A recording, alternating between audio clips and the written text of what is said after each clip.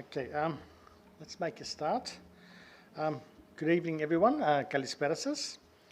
Let us begin by acknowledging the traditional custodians of the land on which we gather today, the Wurundjeri people of the Kulin Nation, and we pay respects to their elders, past, present, emerging. I extend that respect to any Aboriginal and Torres Strait Islander peoples here today. Before launching into tonight's seminar, let me give you an update of what's happening in the next few weeks. The next two Thursday seminars will be held at the mezzanine level here at the Greek Centre.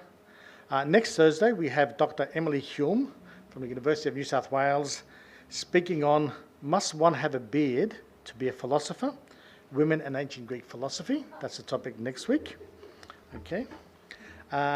Also in the final week of September, on Wednesday the 27th of September at 7 p.m, we have the annual John Berger lecture. You all have a flyer next to your seats as well. That's next Wednesday. And furthermore, don't forget the upcoming Antipodes Film Festival. You've got a card there to go to the website. The program is online. Tickets can be purchased online. The open night will be screened at 3 cinemas. The Astor in sort of St Kilda Paran, the Como sort of 2X cinema, and also for the first time, Bowen Palace cinemas as well. So looking forward to seeing you at the film festival. Now, also another event that's on, a theatrical production, The Life of Byron as well. You should have a card there too. One other thing I want to mention, at the end of September, we're expecting the arrival in Australia of Professor Yoros Anagnostou from Ohio State University. He's probably the world's leading authority on Greek America, on ethnic America. He's been brought here under the Walter Mangold Public Trust from the University of Melbourne. And he'll be on a 6-week tour of Australia, mainly in Victoria, but will also be in Canberra and Sydney as well.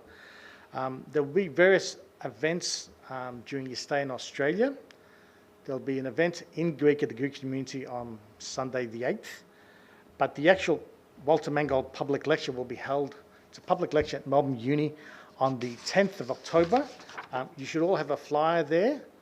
It's important that it's a free lecture, but it's important that you register online to assist them in their sort of catering requirements and so forth. Absolutely not to be missed. He's a really impressive scholar. So look out for events with Yoros Anagnostou. But please register online as well.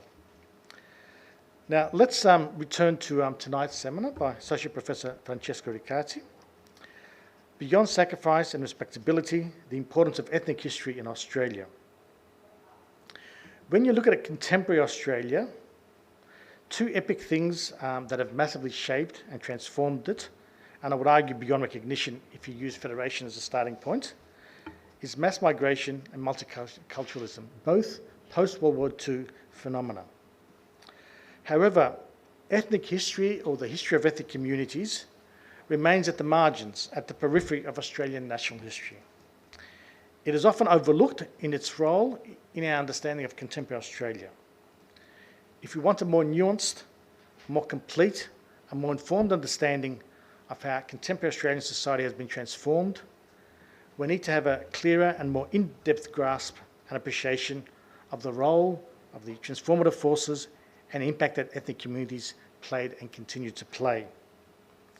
To elaborate on this theme, we have with us today, as I said, Francesco Riccardi, who heads up Italian Studies at the ANU, the Australian National University in Canberra. He's the former President of Oral History Victoria and a former Deputy Director of the Monash Migration and Inclusion Centre. He has published extensively on the history of Italian migration to Australia, including his most recent book, Italians in Australia, History, Memory, Identity, by Palgrave Macmillan. Enough for me. Welcome to Melbourne, Francesco. The podium is yours. Thank you.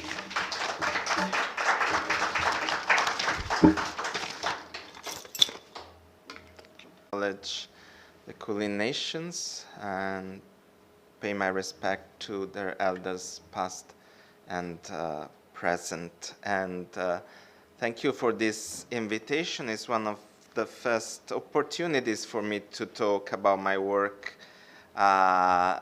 with a different ethnic community. Usually the Italians invite me So it's been very nice to be invited by the Greek.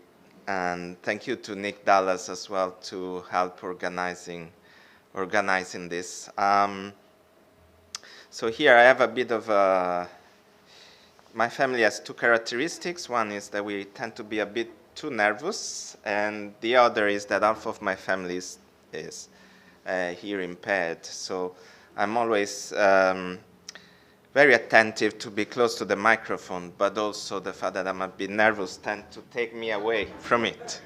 But anyway, I'll try to stay here, but if you see me doing this, it's for this tension, I guess, between these two aspects of my family history. Okay, so I am an historian, but many historians wouldn't really consider me an historian, and that's because I'm very passionate about the present. So I think history is important not only because the past is interesting, but because it can really help us shape the present, understand the present, and also the future. Now, I think history has many important lessons to teach us. I also think the vast majority of people don't care about those lessons. But nevertheless, we continue to try to do our work to shape the present and the future by rethinking and reimagining the past, not as it was, because that's impossible, but we try to create a bridge between what has been and what we want to build in the future. And that's the kind of narrative that I try to develop, and other colleagues too. So the question for me is, does ethnicity and multiculturalism still have a role to play in contemporary Australia and in the future of Australia? I think there are good reasons to say yes, multiculturalism and ethnicity are still important concepts. First of all, we live in a neoliberal, neocolonial, and racist society. And I think ethnic grouping, ethnic solidarity, and also solidarity between different ethnic groups is fundamental in resisting this. We have to be very careful. We have to see what is happening in the United States. In my own country of Italy, we now have a neo-fascist government. So, these are important questions. We also know that there are a lot of foreign powers who use racism, xenophobia, worry about migrants to infiltrate the politics, right? So in Italy, for example, we know that Russians have been trying to infiltrate certain parties in the right to influence the politics of Italy. And so I think the ethnic community and multiculturalism have a very important role to play there for the social cohesion of these nations and to resist these neo-fascist drifts. Also, Australia sees itself as a multicultural nation, or at least everyone says Australia is a very successful multicultural nation, although it's quite hard to actually define what that means, and I think everyone has different ideas about this. Transnationalism, our own ability, we all have connections with, Greece, with Greek people in America and so on. In my family, I've always had uncles and aunties in the United States and other parts of the world, in France. So I think ethnic communities are also important because create these dialogues across the nations. And then, of course, there are elements of cultural, linguistic, religious identity that are very important for many of us. They certainly are for me, and food. So, these are just some examples. There is much more, many more reasons why ethnicity and multiculturalism are still very important, but I just wanted to highlight some. But I think there are also some issues that have significantly weakened multiculturalism in recent years. First one is, again, neoliberal policies. So we have seen that the government have privatized more and more. They try to get out of their job, which is supposed to be to help society, to help minorities, to help the people who suffer and struggle. And that has also resulted in a weakening of multicultural policies. We also have more and more temporary migration. Vast majority of migrants to Australia now are temporary, but they are not temporary. Temporary is a visa condition, it's not a reality. Many of them are here for 5, 10 years, and then often are forced to leave. Some manage to stay. But that state of temporary migration also means exploitations, it means less rights, it means less ability to acquire rights, acquire citizenship, unionize, and so on. So that's another element that has weakened, in my opinion, multiculturalism. There is, in general, a fragmentation and individualizations that comes from globalization. And what I mean by that is that, for example, I did a project with young children of migrants in Italy, and they were very different in terms of ethnic background, but they had one thing in common. They loved Japanese manga, right? So that's the element of globalization that allow us to work with comics to make that dialogue beyond their ethnic differences, okay? But on the other hand, of course, internet and globalization also means that everyone is part of a community, but is also different from that community, has different interests, has different sexual orientations, have different ideological or political convictions. So while the ethnic identity and the ethnic community is still important, every individual is more of an individual, if that makes sense, compared to what probably happened 30 or 40 years ago when migrants came together for political solidarity, to dance, to sing, to eat, and there was perhaps a stronger sense of community than there is today, where we all tend to live very individualized lives. Then there is the element of intersectionality. So, this I think is an important element. We have seen it with the Italian community. Italians were marginalized because of racism, but then there were, for example, gay and lesbian people within the Italian community that were marginalized within their community because of their sexual orientation and their identities, and outside of their community because they were Italian, right? So there is an important question here of how ethnic communities can be inclusive of people who are different and people who experience very different forms of marginalizations, which are not always about ethnicity. And I think this complicates things. It's a good thing, though, if we manage to create ethnic communities that are inclusive. And already talk about globalization. So what I'm trying to say here is that multiculturalism is still very important. Ethnic community also are, but there are a lot of other forces that are making very hard for ethnic communities to have a strong presence into contemporary Australian society and to have a clear presence. So what are they actually there for? What are they doing today compared to what they were doing in the 50s and 60s? What is their function today? And more broadly, what is the function of a multicultural society? I think these have become very complex questions, and it's very hard to answer to them. So my second question is, do ethnic histories matter in Australian national history? So if Australia is actually a multicultural society, we would assume that the history of ethnic communities really matters, right? But does it? I think it doesn't.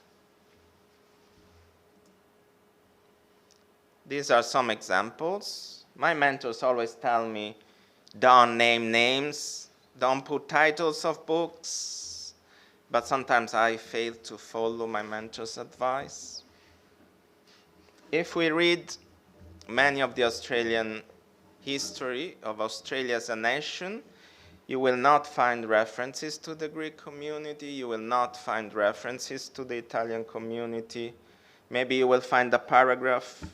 The Cambridge History of Australia, I think, is 800 pages, and you won't find a single paragraph about these ethnic communities. You won't find it in the index.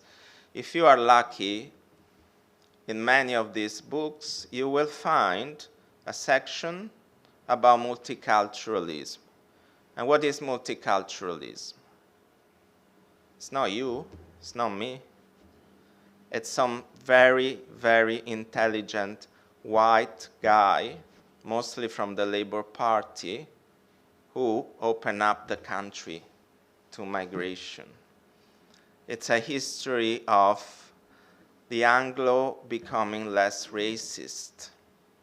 But very rarely in these books is a history of migrants unionizing, migrants seeking solidarity across ethnic communities, migrants becoming members of the Labour Party, migrants influencing this kind of politics, migrants pushing for multiculturalism.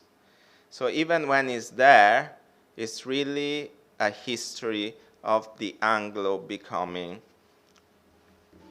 good, kind of, yeah, more progressive.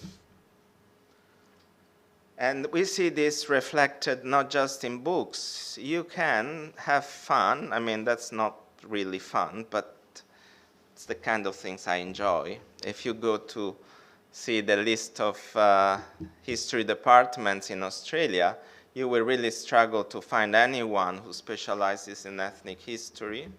We now have Andonis here for the Greek community in Melbourne, and that's a wonderful news. But it's a rarity. It really is.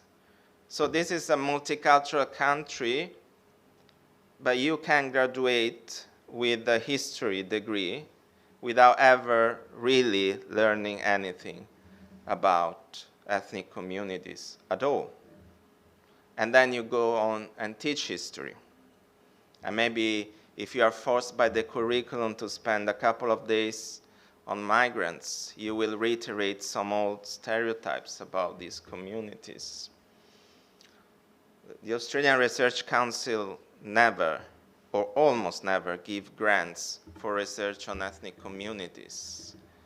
We always have to do this in our own time or with very limited resources.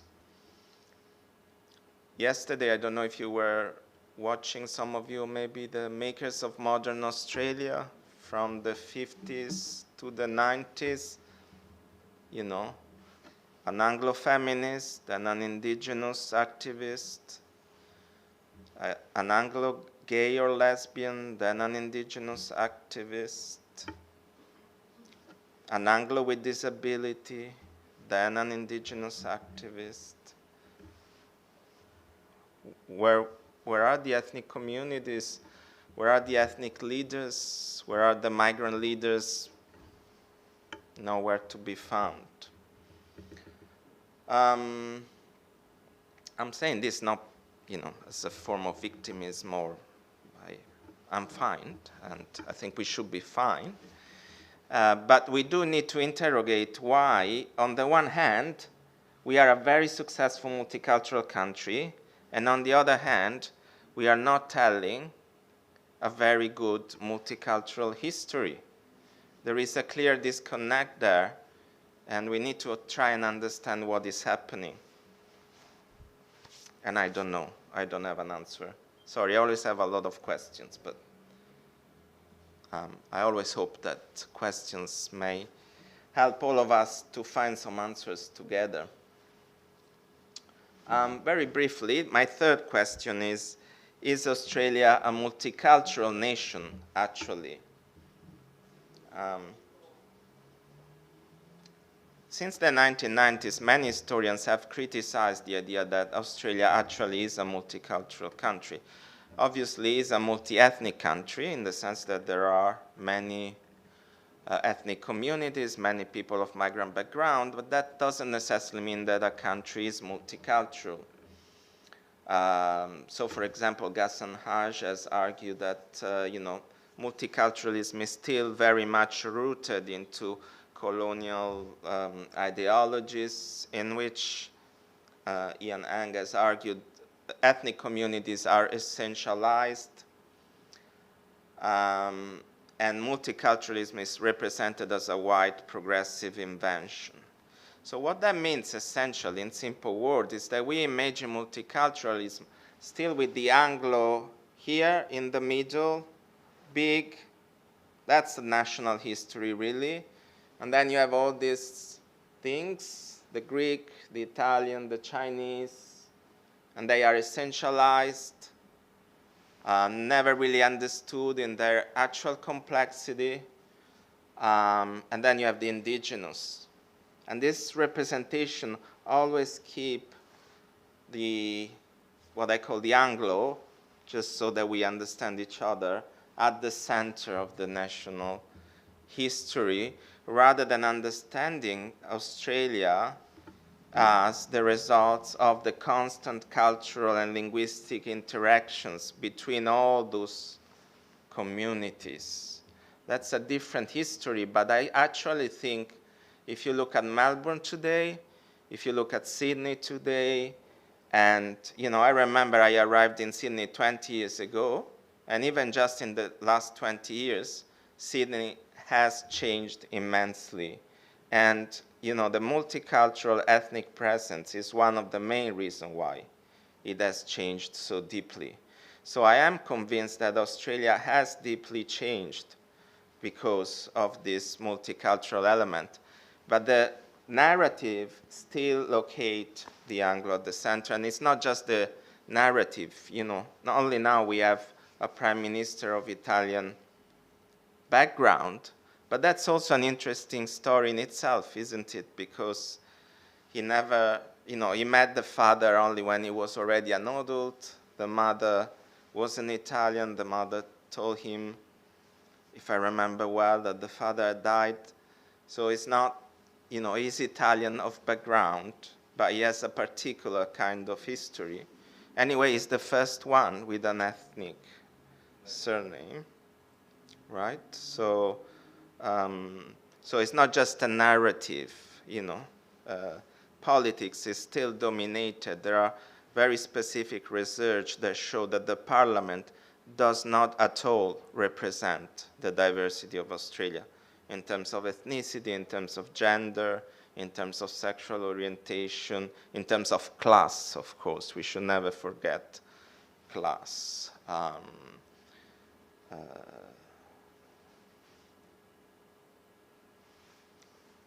So ethnic communities are still celebrated and tolerated, but only insofar as they perform essential functions for the hegemonic mainstream society. And these functions have been cheap labor, sacrifice, which continue with this temporary migration especially, demographic and economic growth, entertainment, and importantly, settler colonial legitimacy, right?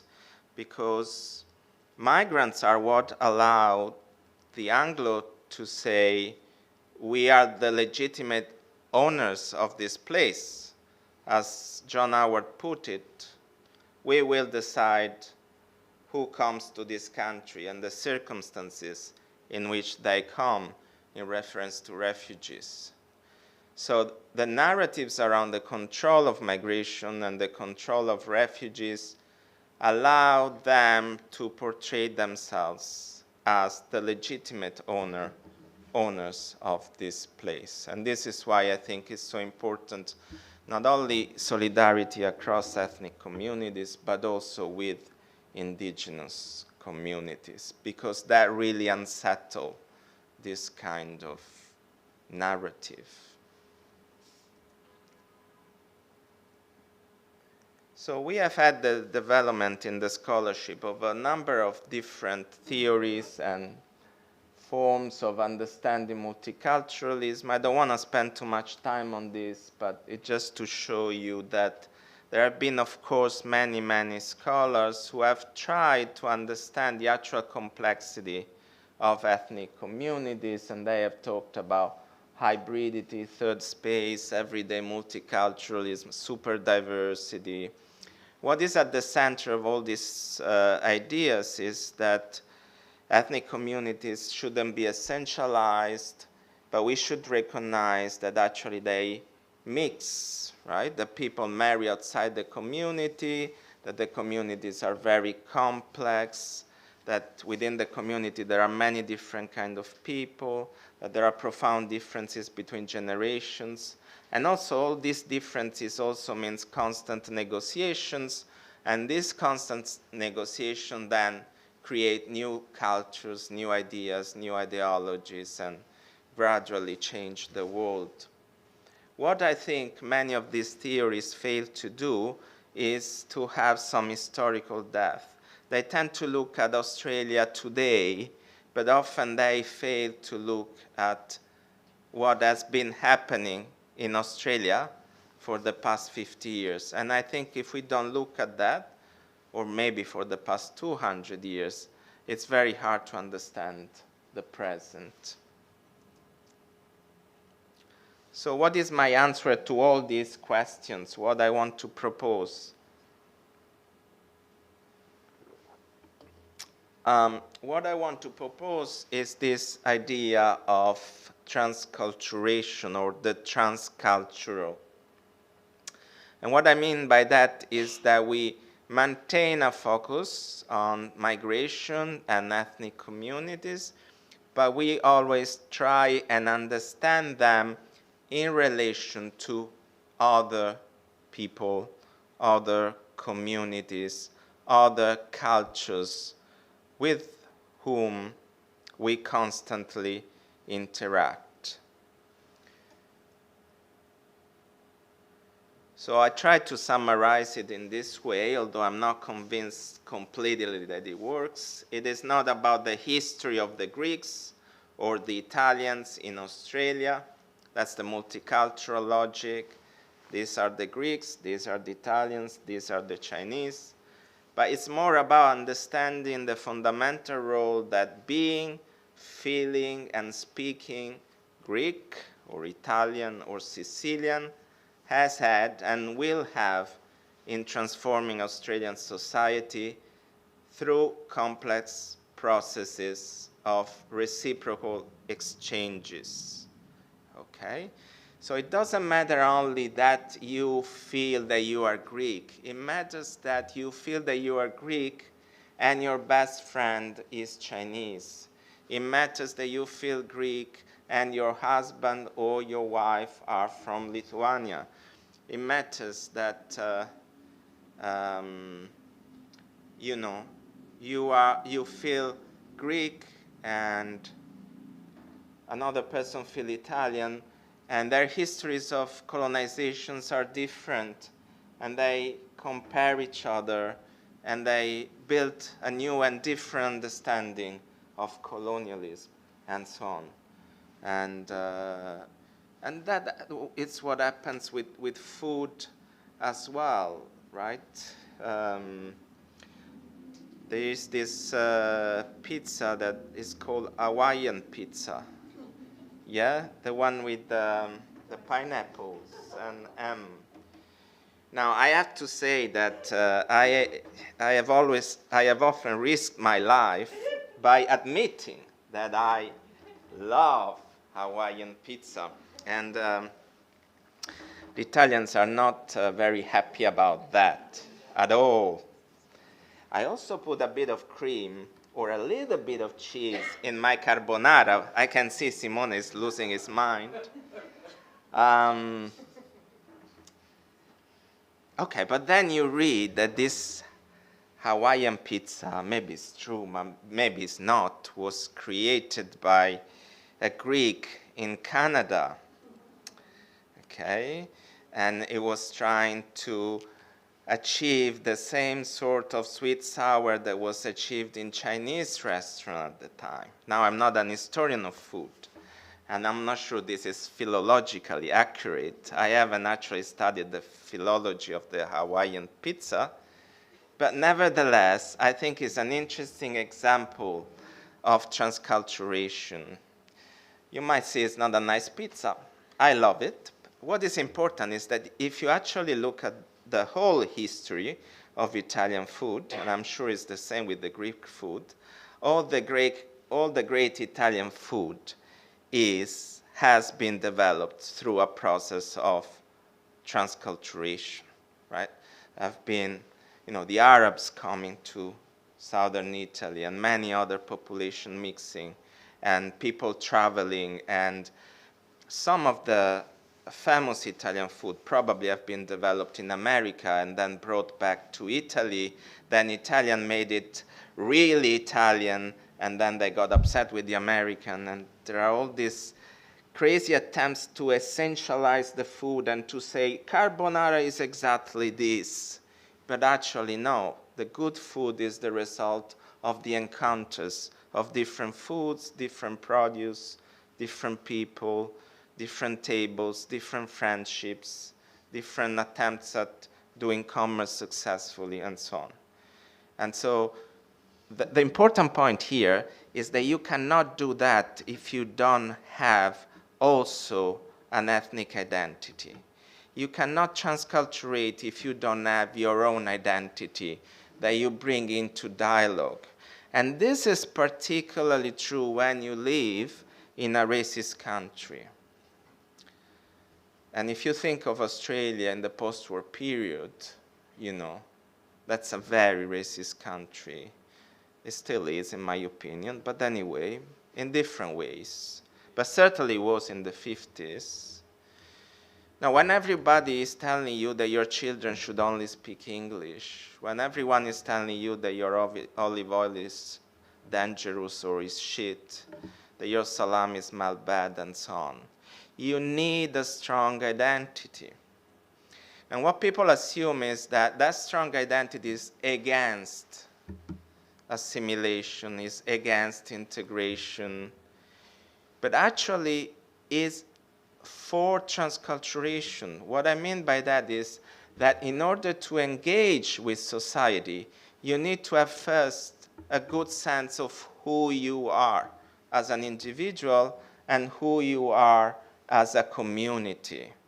So in actual fact, a strong ethnic identity is not against social cohesion, but in my opinion, is an essential element of social cohesion. When you are confident about yourself, then that is when you can meet the other. So this is why I think that this is the direction we need to go when we study ethnic community. We need to understand how that strong sense of identity has allowed the encounter and the reciprocal influences with the other. So and we see this everywhere, in love, in friendship, in politics, and so on. I just want to give you one example to conclude. This is from an article I wrote with Maria Pallotta Chiarolli. Maria Pallotta Chiarolli is a mentor. For me, it's also a bit of a hero. She did a lot of the work to protect Italian gay and lesbian people when the Italian community wasn't protecting them at all. And she was very brave to do that many years ago, at a time when that wasn't obvious at all. And she has gone on to work with many other migrant communities. At the moment, she's doing amazing research on palliative care within for people who are dying, who are both of migrant background and gay or lesbian or transgender, and found a very difficult space in the palliative care. Anyway, I think we always need to refer to our maestri, to the people who have really inspired us. So I was very fortunate that Maria asked me to write an article together, which is based on her research. and in particular on the childhood memories of Kim George Drakopoulos. And so it's this kid here, and they had a pastoral lease in the middle of Australia in Tijikala, a place that was inhabited by many different indigenous groups. And he has wonderful memories of that place. And what is interesting here is that when we published the article, the Anglo, I'm sorry if I essentialize them, but they deserve it, so I do it. The Anglo historians said, you haven't gone back there. You cannot be sure that his memory are accurate. They were, after all, colonizers, the same as the Anglo, and we argued they weren't. Okay? Of course, they were complicit. Of course, they were occupying land that wasn't theirs, but they were not the same thing. And interestingly, Maria did go back in the end to Tijikala, and she found some of the people from this family still have the photos on their house of this Greek family. They have wonderful memories of them. This is not to idealize Greek people. There were a lot of very racist Greek people, of course, who really mistreated indigenous people, and more generally, all migrants are complicit in the dispossession of indigenous land, that this is not something we can forget. But that is not a good enough excuse for Anglo historians to argue that we are exactly the same, because it's not true. Italians, Greek, Chinese went through a lot of discrimination, and therefore they relate, not they, everyone, but there are many people who relate to indigenous people in different ways that are influenced by their stories and their identity. So I want to give you an example of these memories of Kim Drakopoulos. He told Maria, my Aboriginal friends came from the 3 different tribes, Arrente, Lurija, and Pijinjara.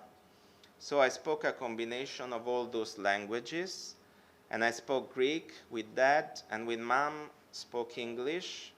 We also had a mechanic at the station and his wife, who migrated direct from Germany and spoke German with a little broken English. They had a son and a daughter who were our ages, so we used to knock around together, and they spoke mostly German with a bit of Greek. So no one could really understand anything we said, because we spoke Greek, German, English, Arrente, Pichijara, and Luricha. So it's just what comes naturally after growing up in that area. No one could understand me, but all we kids, we could understand each other, but no one could understand us. So this for me is an example of transculturation. The problem with this kind of histories is that they are happening everywhere, all the time, but they never become central to the narrative of this nation, because they are perceived as fragmented. Okay, what is this story? You know, someone told me. It's the story of a guy who remembers meeting someone. It's not a national history, but for me, this is Australian national history. This is the Australia that we want to build. This is the Australia that we want to imagine for the future. And what is central here, one of the things that for me is very important, is language. So one of the ways that the Anglo community created multiculturalism while maintaining hegemony was to create multiculturalism without multilingualism. Why? Because in every society, multilingual people are better, the leader. In cultural terms, to be multilingual is good. What is better, to speak 1 language or to speak 5? Everyone would say it's better to speak 5 languages than one. I have a friend who speaks 7 languages. I always say, oh, my amazing friend speaks 7 languages. I never say, oh, my amazing friend speaks 1 language. We all know that 7 languages is better than 1, right? Means open brain, knowledge, experiences, ability to negotiate, creativity, knowledge of the world. So how do I, monolingual person who can barely speak English, actually deal with people who speak an Italian dialect, Italian, English? Maybe they migrated to France before going to Australia, so they also speak French. Or how do they relate to this? They detach multiculturalism from multilingualism. We have to bring them back together. We need to say our leaders must be multilingual. If this is a multicultural society, our leaders must be multilingual. You cannot be a leader of a university or a leader of a country if you cannot speak more than 1 language. To me, this is very important because this is the Australia we want to build and we want to imagine. And these kind of stories show us that this is not just today because Melbourne has 5 million people from all over the place. This is a long, long history that has made this nation. And I conclude with a second example, very briefly. This is Paola Balla, an indigenous artist of Italian background, and is another example of transculturation. You can see that she is mocking a certain kind of, recipe of cooking, of, kind of Anglo society. There is there the complete book of the Australian New Zealand complete book of cookery. But then if you notice, this one is actually Calabria. That's where her father is from, in the south of Italy. And she is playing all the stereotypes about the wild, savage, indigenous person. But if you look at her hair, she has all plants and flowers. Then she has gathered it. And that's very important because she has gone through a lot of experiences and trauma. And the gathering is about walking with other indigenous women, is about traditional knowledge, is about collecting plants, is about healing, is about imagining a different life, okay? So by making this photo, she's showing us what contemporary Australia is, right? I think. She's also of Chinese background, in fact. These are not isolated examples. There are millions of them. But they are taken as isolated examples to say this is not our national history. I would like ethnic communities and academics and intellectuals and artists and everyone who has a story to tell to come together to help each other telling this way of being Italian that allow us to both be proud of our heritage, but not as something that excludes others, but as the foundation for a different Australia. Thank you.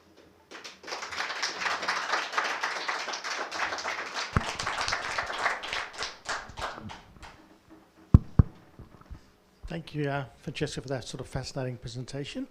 The seminar is open to questions from the floor.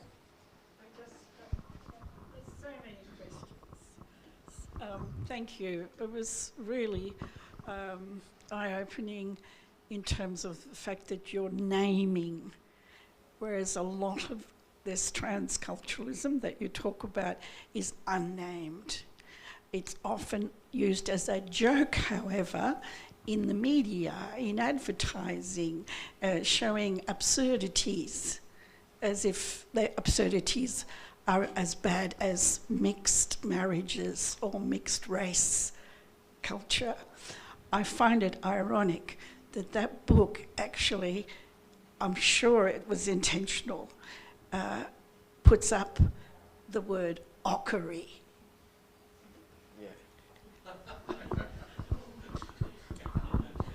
Elizabeth, I take that was more of a comment rather than a question. And, comment. Well, there is that element of humor that I'm actually trying to write an article on this, but it's a very difficult article, and about the importance of humor. There is this indigenous story. Unfortunately, I didn't prepare for this, so I don't remember right now who is the indigenous author who tells it, which is not very good. But the story is important, so I want to tell it anyway, about a frog drinking all the water and growing and growing and growing and becoming a huge frog. And all the other animals are dying because the frog is eating all the water. And that's a metaphor, if you want, of colonialism. That's what colonial ideology does. Monoculture, extractions, taking all the water, killing all the living creatures. And then, you know, how do you resolve this? Is not by killing the frog, but by making the frog laugh. If you make the frog laugh enough, the frog will start, you know, releasing water, and eventually you will deflate it. And I think it's a beautiful metaphor of what humor can do in really challenging dominant ideologies, you know. So, yeah, no, that's, yeah, it's clearly full of humor as well. And I found that very often that this is a very important element of being ethnic and also being conversation with other ethnic people and with indigenous people. There is that kind of humor and that kind of being genuine, and that it's, I think, a very important aspect of this. Francesco, do you think if English wasn't the official or national language of Australia, multiculturalism might have taken a different road of development where there would have been a greater respect for multilingualism or something like that? The fact that it's the global esperanza at the moment and makes us lazy. I think, well, I think Australia is a settler colonial nation, and the foundation of that is genocide. So essentially they want to take over indigenous land. And genocide is not only when you succeed. Genocide is anything that you do in the direction of exterminating a certain group or culture. And a central element of it has been linguistic genocide. Absolutely. So monolingualism it's not by chance, it's by choice, you know. And that kind of ideology then has become central to the repression of languages. For example, in schools, we know with Greek children, Italian children, and so on, and the ethnic community having to organize and fight back and create their own schools and so on, right? So the monolingualism is not by chance, it's foundational. That's what I was trying to say. It's when you live in a country where, you know, my son was born in Australia, he's a native speaker, and still the teachers tell me, does he have problem with English? Does he understand English? You know, he's 7.5 years old, native speaker, but of course his father has an accent, his mother is Thai and has an accent too, so that must be the issue. So this is still going on, this idea that, you know, he speaks 3 languages, but all the focus is on the deficit that he has with English. So it's, yes, I mean, I don't know if that answers your question, but I think... I know what you're getting at, yeah. Of course, the fact that English is also the language of globalization has helped that genocidal project, because Australian people can say, why do we need to learn other languages when everyone can speak English. But I can assure you that if I say I love you or I say ti amo, it doesn't mean the same thing for me. It never did. If I say ti amo in my language, which I do sometimes, and I say I love you, it's different, and my wife perceived it in a different way. And when I try to say it in Thai, it's very funny because I get all the tones wrong. But again, it's another different meaning. So, and the fact that, you know, when I met my wife, we couldn't speak English very well. So we developed this strange mix of Thai, Italian, and English that matters to us, right? So multilingualism matters independently. Yes, I can speak English. Yes, I can go around the world. And if I am close to a touristic place, I can speak to anyone in English. But that doesn't mean much if you really understand what languages do to us humans. It's not just about basic communication. It's about the expression of deep aspects of culture and existence. And so that should be promoted. And even in just economic terms, even I don't never speak like that, but I don't particularly care about that stuff. But I understand many do. So even if we speak in terms of economics, if you go to other countries and you expect always to speak English, it's not the same as if you go to other countries and you do speak Greek, you do speak Italian, you do show that you try to use their language. Australia has an enormous opportunity because so many people can speak so many languages, and yet that's never valued, that's never celebrated, that's never recognized at school, because the dominant part of society is monolingual, and they suffer from that, a sense of inferiority.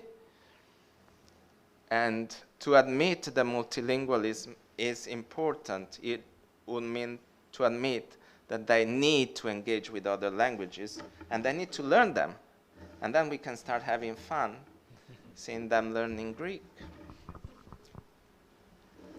Thank you very much. What you're describing your son is going through and what you've just explained, it seems to me relies on assertiveness.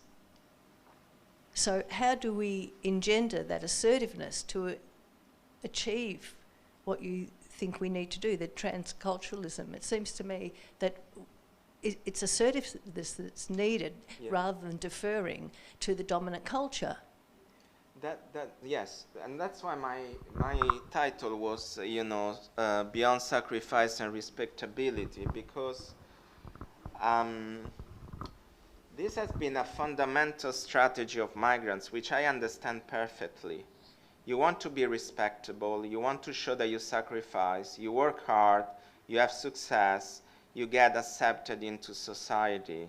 But this always put us in a bit of a passive position in relation to the dominant society.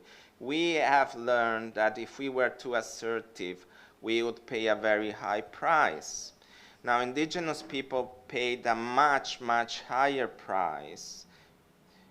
But also, migrants had a better chance to integrate because they were complicit into colonialism, right? So strategically, trying to be respectable, trying not to create too many problems, worked, right? But it's not, I don't think it's working anymore. Anyway, it only works to a certain extent. It works when you are trying socioeconomic mobility from working class to lower middle class. Then you try to calm them and say, look, I'm in my place. Yes, I'm moving up, but don't worry too much. I am respectable. I work hard. I think we need a different kind of assertiveness. I agree with you.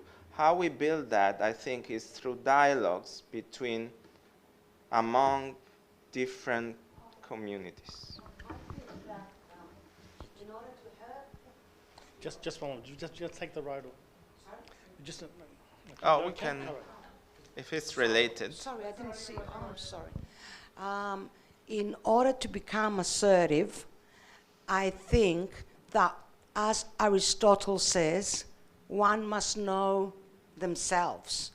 Now, if the Greeks and the Italians do not know themselves, they do not speak ancient Greek, of course, or modern Greek, they do not study the Greek history and the Greek culture,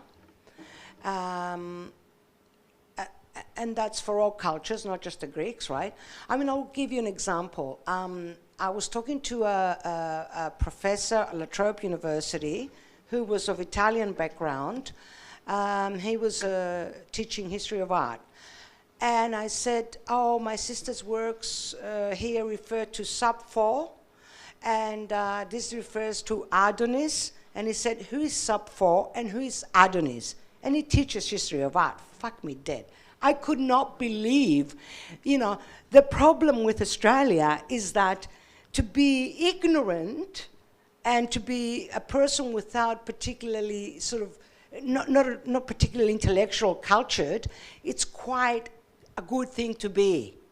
So that sort of thing is imposed upon the whole society, and the migrants follow. Like, instead of being proud and trying to be different, to be ignorant is really chic, as the French would say. Yes, I mean, I'm not going to defend ignorance, for sure. I agree that education is very important. We also have to be careful that we avoid a certain kind of nationalistic pride that mirror too closely the ones that Australians have. So that's where I think it's where we need to find a good balance. And I think, again, the balance comes from transculturation, because when you look at Italian history and culture, it's not the greatness of the Roman Empire that the fascists celebrated, right? What actually is the greatness of Italian cultures is the encounters of many different languages, many different cultures that created some extraordinary work of art, which, by the way, was typically against the dominant powers of the time. So this is a radical discourse that we need to employ rather than a nationalistic one, because, yeah. No, I'm not saying that, but if you refer to the ancient Greek, I know what you are saying, and I agree. But it's about the complexity of that philosophy, and okay, I just wanted to congratulate Francesco for a wonderful talk, and thank you. Thought-provoking in so many ways, which is great. This is what we want to hear. A couple of thoughts here. History as a discipline has come very late into the discussion of mainstreaming so-called marginal histories.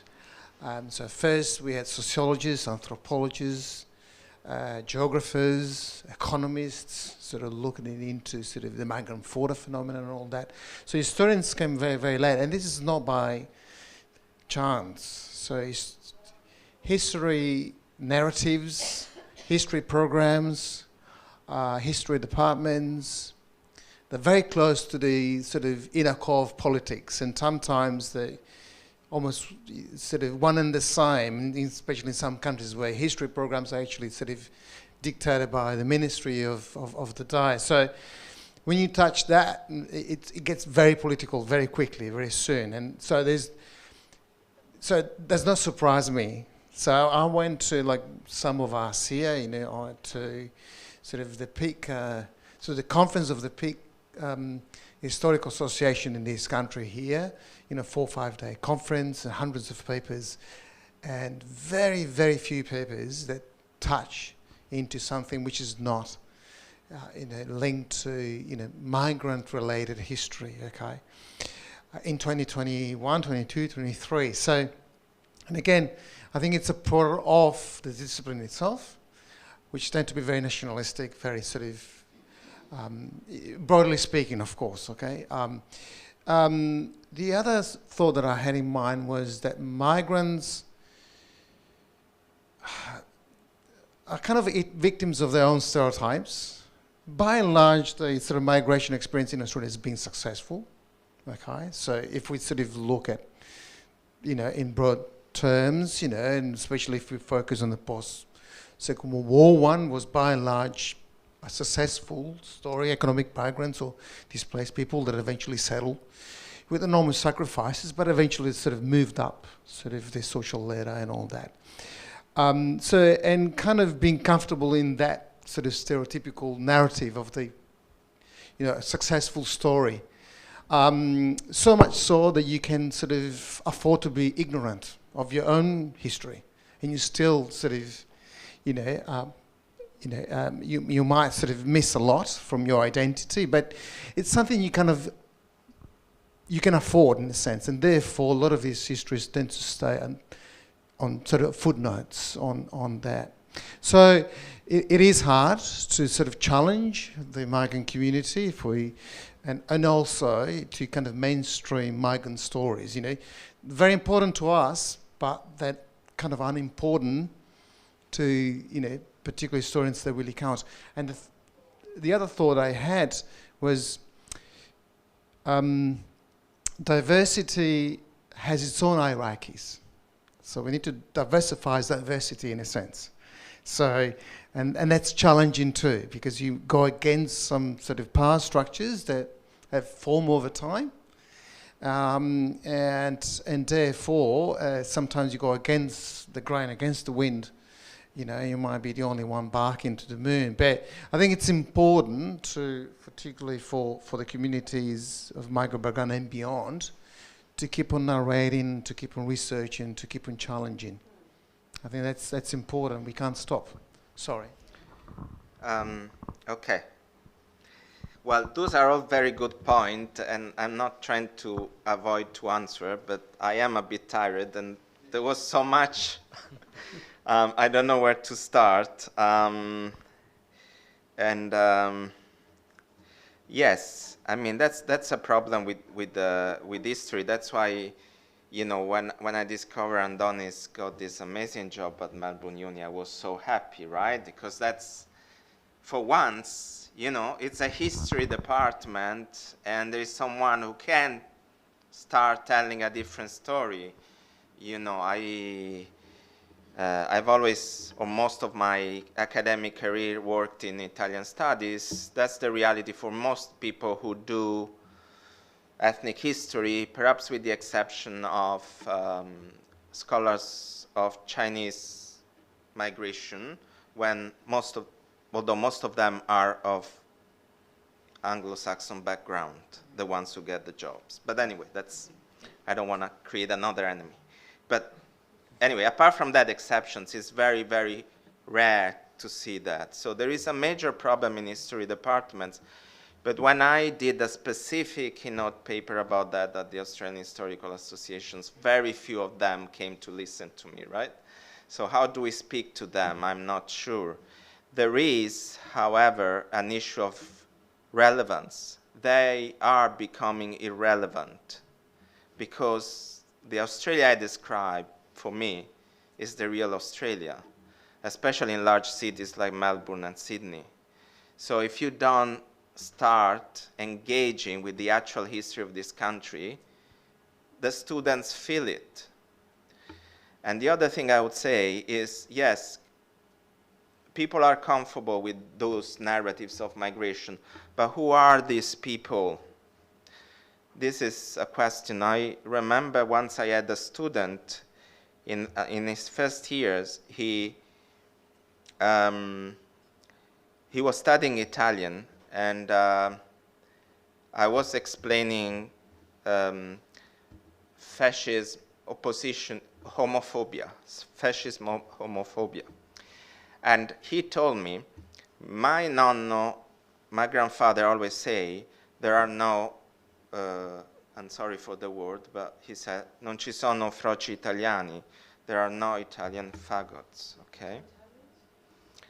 There are no Italians homosexuals, okay? He didn't say anything else. We studied together for 3 years. At the end of the 3 years, he wrote a beautiful, beautiful autobiographical essay in Italian about being gay, right? So he didn't tell me that in his first year. In the first year, he said, I love my nonno very much. And my nonno says, there are no Italian gay. In his third year, he wrote a beautiful work in Italian about being gay. Of course, he cannot feel comfortable with that kind of narrative. But he also didn't know that there was a different narrative that was possible. And once he realized that, once he was provided with that opportunity to discover a different narrative, of course there are many Italians who are gay, and there are many in the Italian community, but they have been excluded by the narrative. That's why you don't hear the narrative. That's why you never felt comfortable in the narrative. That's why you don't feel the need for attachment to the Italian community. But you're still deeply attached to your ethnicity because you do love your nonno, right? He did deeply love his nonno. He did study Italian. He went to Italy. So he is deeply attached to his ethnic identity, but is very uncomfortable with the dominant narrative. The problem is the majority of people who felt uncomfortable just went elsewhere. And if we don't find a way to tell these stories in different ways, and this is a big responsibility of the communities that needs to invest money to rewrite these narratives, and we need to tell to the self-appointed leaders of ethnic communities who insist on old narratives that a lot of people have been excluded from those narratives.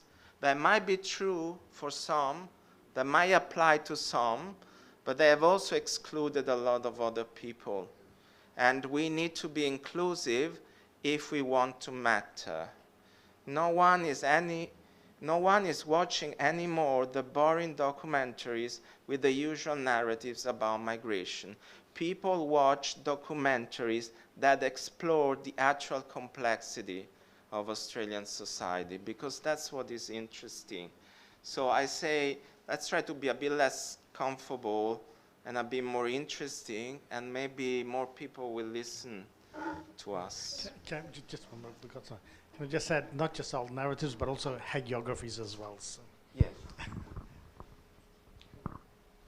Thanks, Francesco. We both have a question.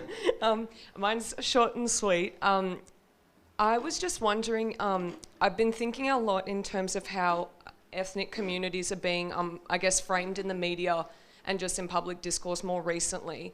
And I've noticed, I guess, that there's what I think has been a bit of a shift towards framing ethnic communities now as multicultural communities. Like we have, you know, especially talking about, like, for example, coalitions between communities with The Voice, etc. It's always framed as multicultural communities, this and that.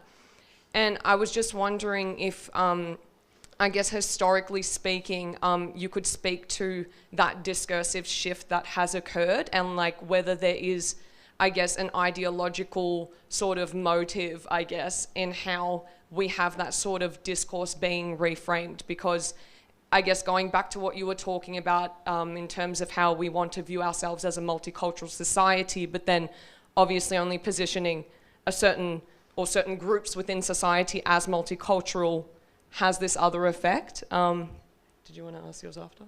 Yeah, okay, cool. No, one That's by all one, for me. because Yeah, my brain thank you. doesn't allow answers. Thanks for the short version. So. One of the things the teachers told me about my son is that he can, if they give 3 instructions, he only does the first, and that for them was a big problem. I told them, well, when I'm asked 3 questions, I only remember the first. So, you see? Okay. I think there is a problem of what we could call super diversity, which is now emerging in this society where everyone is diverse everyone has in their family someone from some other part of the world, and that diversity becomes a sort of, it's hard to explain, but it becomes a sort of new way of denying ethnicity, if you want, and I think that's problematic. It's not just that we are all diverse and cosmopolitan and therefore we are all the same. I don't agree with that. I think that the place we come from, the place our grandfathers came from, or our parents, matters deeply to most people. So for me, it's more about dialogues between different cultures. The other problem is, of course, that they say it's a multicultural. When the majority of people say, again, the Anglo, if I want to essentialize, say we are a multicultural society, what they mean is that there is a strong component of that society that is diverse, but it's not them. That's why I always say, you know, it's time that you integrate into multicultural society, you know, you must integrate into multicultural society. And what I mean, and that's why I think multilingualism is so important, because that means if you are serious about multiculturalism, you must learn two languages, right? You must show that you are integrating into what is a multi-ethnic and multilingual society and not expecting the others to integrate into you. So, yeah, I don't know if that answered, but anyway, yeah. Yes, Professor, thank you very much for that enlightening and thought-provoking lecture, which highlighted actually my opinion that as ethnic communities, I don't think we've achieved very much in the last 50 years. We could have achieved much more. Have we lost an opportunity when we were strong? If we were more united, more cooperative between the ethnic communities, we could have pushed for governments and other structures to actually integrate and make multiculturalism a bit more clearer. Have we lost that opportunity, do you think? Or can we enhance that? I don't know if it's a lost opportunity. It's not a supportive environment. I mean, you know, and that's why I refer to neoliberalism. You know, the dismantling of multicultural services. You know, who can say where we will be today if multicultural services had continued to grow exponentially from the 80s until today? We would be probably in a very different society, but they have been cutting down and down and down and down. And of course, the old communities have also integrated more and more socioeconomically. So at an individual level, perhaps they have felt less the need. And then, of course, it's always divide e impera, no? It's always about keeping the communities separate, so it's very hard to bring them together into a consistent fight. And this is not just about different ethnicity, it's about new Italians fighting with the old Italians. It's about new migrant communities feeling differently from all migrant communities. It's about the role of race and racial appearances and how certain groups can whiten better than others and therefore have more power and money and therefore marginalize those who are darker. So there are very deep problems. I think, yeah, there are opportunities that I think we have lost, but we also have to consider that this is the environment we live in. It's a very hard one for migrant communities, I think, still today to change society. Beautiful presentation. Thank you so much for that. Going on what you were saying about needing a strong ethnic and cultural core for transculturation to happen, Yeah. and thinking about the state of Anglos being kind of that one step above monoculture into kind of like a clinical culturelessness, what is the role of the Anglo in transculturation? And maybe like, what is the role where the burden doesn't fall back on the ethnic for an exchange to happen? Yeah, I mean, we are preparing at the moment a submission to the ministry about reforming multiculturalism, and what I've been arguing is what I was saying before answering to Daphne, that a lot of the discussion was about what services we need to provide to migrants, and I think that's of course a very important part of this, but I think that to develop a genuinely multicultural society, the question is precisely how are we going to, in this case, not facilitate, but perhaps force the Anglo to integrate into a multicultural and multilingual society. Now, in part that is happening anyway. That's the beauty of life, right? People fall in love. You know, you might have a repressive government, you might have racist ideologies, Today I could have used hundreds of examples. I remember a letter from the 50s of an Italian guy falling in love with a Chinese girl, and everyone just trying to destroy them, But they loved each other, right? Of course, I don't know if it's a good story or a bad story, but life continues, and part of the fact that life happens beyond ideologies, it's the reason why totalitarianism always fails, is that life continues to happen. They can't really control it. So part of this is that, now you have families. I talk about the Anglo, but does that really exist other than as a political, culturally hegemonic thing? Because a lot of people of English background now are married with Chinese, Japanese, Italians, and they work in a mixed environment. So part of this is that society is becoming multicultural anyway because of life, because of society.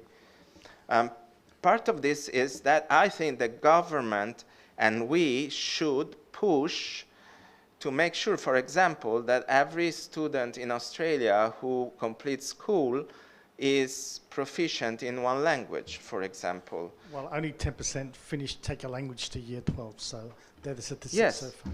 So this is the kind of practical thing that we need to do, because when you have a society in which every person speaks 2 or 3 languages, you have a society in which almost everyone can, at least in theory, understand what it means to learn a different language, what it means to be in a position where you can't communicate properly, what it means to try to find a translation for a word that doesn't exist in another language.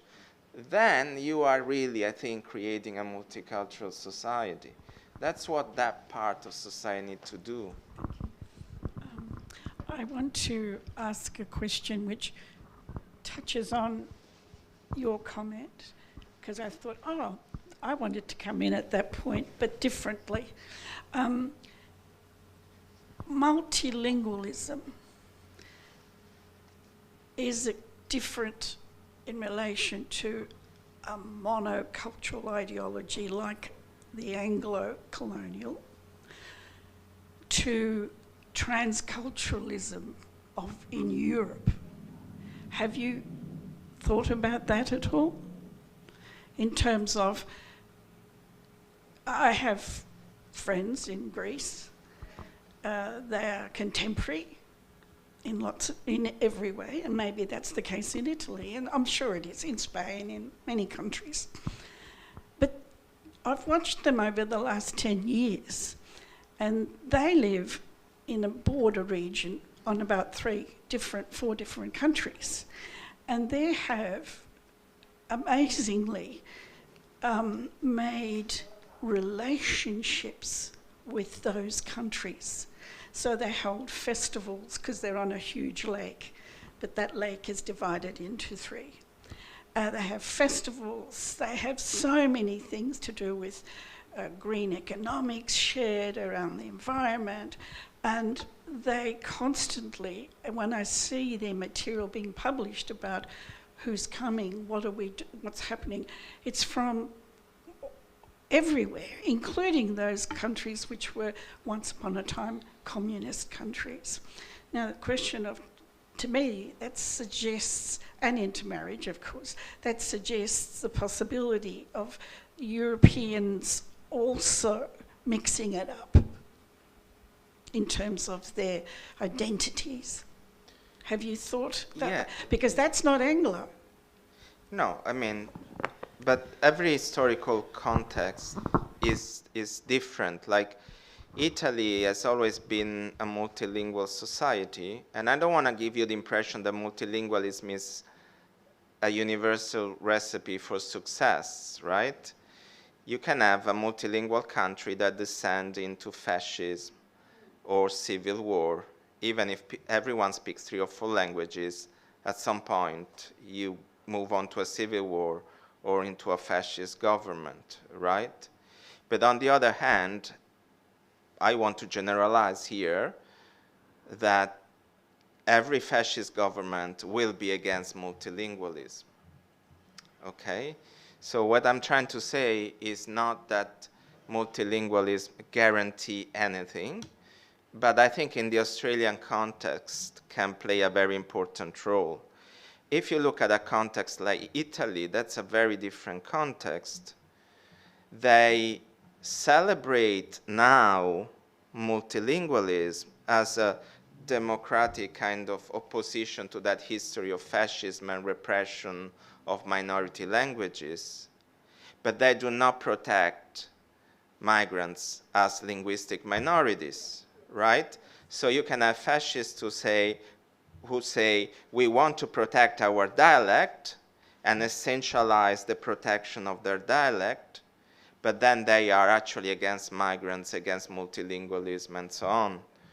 So it's not the fact that they speak dialect and they speak Italian, and probably they speak English because they studied at school and so on, it's not an antibody that makes sure that they don't become fascist as individuals or as society.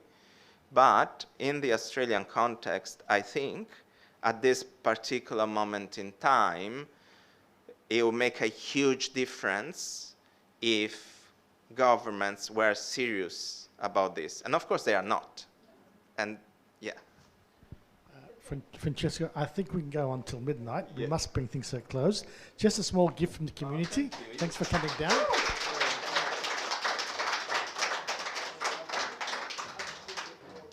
Thank you. Can I thank you, everyone, because this has been really, really lovely, and I've really enjoyed all the questions. Thank you. Thank you for inviting me.